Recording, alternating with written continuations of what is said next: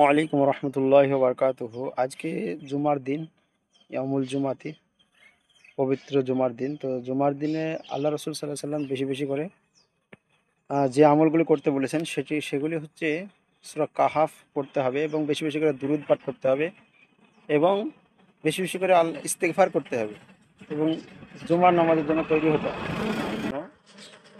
সকাল সকাল সুন্দরভাবে গোসল করে, সুন্দর কাপড় পরিধান করে, অনেকজন বলে যে নতুন কাপড় পরিধান করে দিতে হবে। না, আপনার যেটা সামর্থ্য সেই অনুযায়ী আপনি পরিষ্কার ক্লিন পোশাক পরিচ্ছদ পরে কিন্তু জুমার নামাজে যেতে হবে। জুমার নামাজ হচ্ছে 2 রাকাত, আর খুতবা শোনার জন্য আল্লাহ রাব্বুল আলামিন 2 রাকাত কমিয়ে দেওয়া জোহরের নামাজ 4 রাকাত ফরজ, তো তার থেকে 2 রাকাত কমিয়ে দিয়ে জুমার নামাজ 2 রাকাত করা হয়েছে, কারণ তাতে খুতবা রয়েছে। খুতবার জন্যই 2 রাকাত কমিয়ে দিয়ে 2 রাকাত পড়ার আদেশ দিয়েছেন এবং পড়েছেন।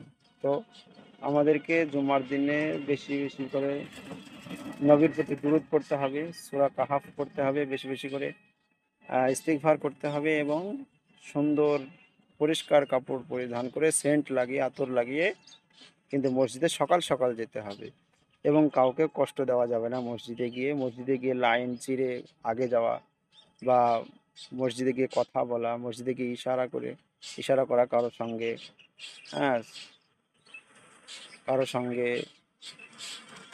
কথা কাটাকাটি করা, এসব করা যাবে না। চুপ করে বসে খুতবা শুনতে হবে। আল্লাহ রাব্বুল আলামিন আমাদের প্রতি রহম করবেন। আল্লাহ আমাদের সকলকেই বিষয়গুলি মানার এবং বুঝার এবং মানার আমল করার তৌফিক দান করেন। আমিন। আসসালামু আলাইকুম ওয়া রাহমাতুল্লাহ।